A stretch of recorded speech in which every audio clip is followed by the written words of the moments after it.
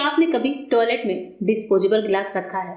अगर नहीं रखा है दोस्तों, तो आज के बाद इस वीडियो को देखने के बाद आप शायद रखना शुरू कर देंगे। गिलास का इस्तेमाल कैसे, कब, कहाँ करना है, ये आपको वीडियो में पता चलेगा। शुरू करती हूँ आज की मेरी सबसे पहली टिप। मेरी आज की सबसे पहली टिप है इस तरह के बेडशीट्स को लेकर है।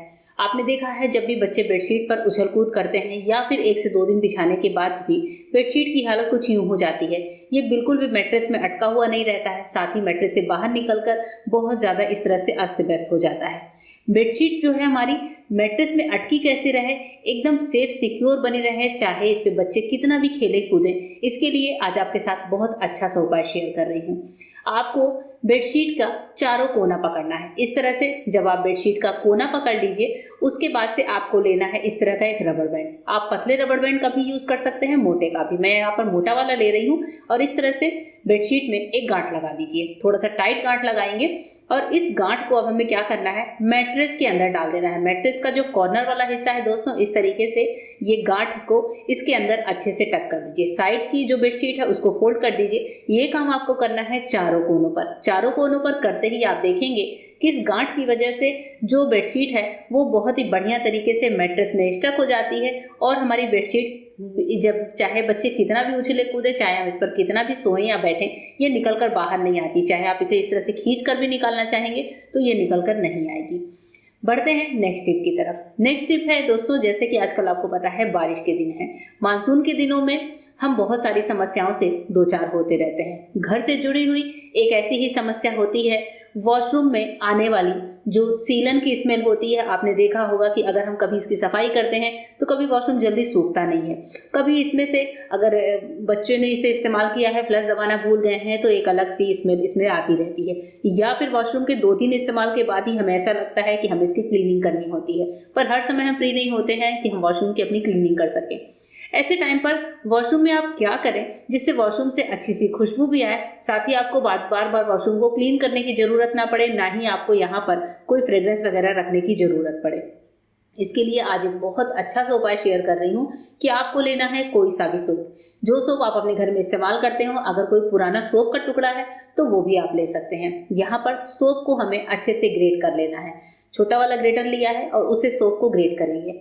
हमें सोप का सिर्फ 2 से 3 चम्मच ही हिस्सा चाहिए होगा, 2 चम्मच भी सफिशिएंट होंगे। तो आप इस तरह से देखकर थोड़ा सा सोप को ग्रेट कर लीजिए, बाकी सोप को आप इस्तेमाल कर सकते हैं। तो यहाँ पर सोप को मैंने ग्रेट करके तैयार कर लिया है। इसके साथ ही साथ मैं यहाँ पर ले रही हूँ एक छोटा सा डिस्पोजेबल ग्लास। अब ग्लास का हम इस्तेमाल कैसे करेंगे ये थोड़ा सा सस्पेंस है, आपको वीडियो में आगे बताऊंगी। लेकिन उस डिस्पोजेबल ग्लास के साथ साथ हमें एक तीसरी चीज चाहिए होगी, वो है बेकिंग सोडा, यानी कि खाने वाला सोडा। ये जो बेकिंग सोडा होती है दोस्तों, ये किसी भी जगह से स्मेल को दूर भगाता है, सीलन की महक को दूर करता है, गंदी स्मेल को दूर करता है।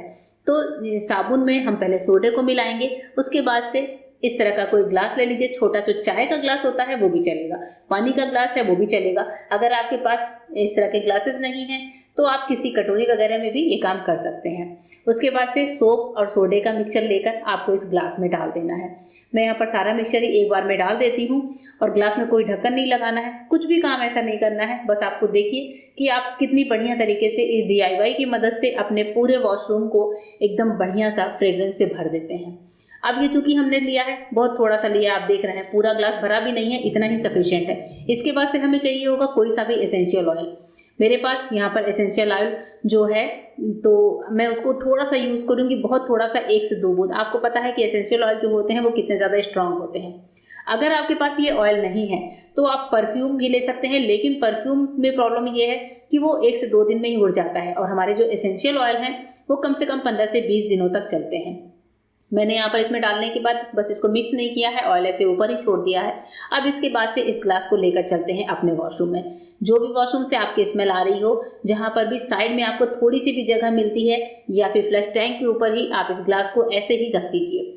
आप देखेंगे इस ग्लास को रखने के बाद 5 मिनट बाद से ही आपके वॉशरूम से कितनी ज्यादा भीनी भीनी स्मेल आती है।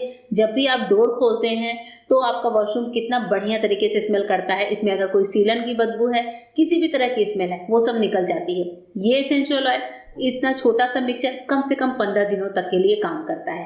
15 दिनों बाद जब इसमें दूर हो जाए तो वापस से आप ऑयल हल्का सा डालिए और इस ग्लास को ऐसे रख दीजिए। अब आपको ना ही अलग से फ्रेग्रेंस की जरूरत पड़ेगी, ना ही किसी तरह के रूम फ्रेशनर की। होप करती हूँ ये टिप आपको पसंद आई होगी। बढ़ते हैं नेक्स्ट टिप की तरफ। नेक्स्ट टिप है हमारी इस तरह के दरवाजों के हैंडल को लेकर। जब भी ये दरवाजों का हैंडल होता है, कभी कभी क्या होता है, बच्चे खेल खेल में इसको बार बार खोलते हैं और फिर बंद करते हैं। इससे होता ये है कि हैंडल जल्दी खराब होते हैं, या तो उखड़ जाते हैं, हाथों में आ जाते हैं, या फिर हमने कोई चीज ऐसी रखी हुई है जो बच्चों की पहुंच से दूर रखनी है, तो बच्चे इसको बार बार खोलते हैं और हमें परेशान करते हैं।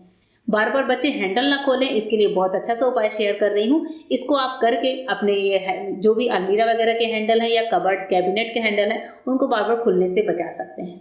इसके लिए आपको करना ये है कि इस तरह से लकड़ी का एक स्पैटुला ले लीजिए। ये स्पैटुला बहुत अच्छे तरीके से काम करेगा। स्पैटुला को ऐसे आपको लगाना है दोनों हैंडल के बीच में। उसके बाद से हमारे पास जो रबड़ बैंड होते हैं, तो मेरे पास ये मिठाई के डब्बों वाला जो रबड़ बैंड होता है बड़े साइज का, वो मैंने लिया है। इस तरह से रबड़ बैंड को स्पैटुला के दोनों पार्ट में एक साइड से लाते हुए दूसरे साइड में टक कर दीजिए। अब जब भी बच्चे इस अलमारी को खोलने की कोशिश करेंगे तो ये डोर बिल्कुल भी नहीं खुलेंगे। अगर ये हल्के से खुल भी गए तो ये पूरा नहीं खुलेंगे। इस तरह से आप इसको स्टिक करके रख सकते हैं और बच्चों की पहुंच से दूर रख सकते हैं। ये टिप छोटी सी है लेकिन आपके बहुत ज्यादा काम आने वाली है। नेक्स्ट टिप है, इस तरह का पैकेट जब कभी खुल जाता है, किसी भी चिप्स का, कुरकुरे का या फिर किसी भी चीज का पैकेट जब खुल जाए तो उसको सील पैक कैसे करें। सील पैक करने के लिए कभी हम रबड़ लगाते हैं, कभी क्लिप लगाते हैं, कभी गरम करते हैं। आज आपको सील पैक करने का एक बहुत अच्छा सा उपाय बता रही हूँ कि इस तरह का पैकेट खुलने के बाद आपको क्या करना है। इस तरह से दोनों साइड से हल्का हल्का ट्रायंगल शेप लेके इसको इस तरह से मोड़ लीजिए। उसके बाद से पैकेट को आप पलट दीजिए और पलट के पैकेट को अपोजिट डायरेक्शन में आपको ट्विस्ट करना है। इस तरह से करके आप नीचे तक इस पार्ट को लेकर आइए, जैसा कि वीडियो में मैं आपको दिखा रही हूँ।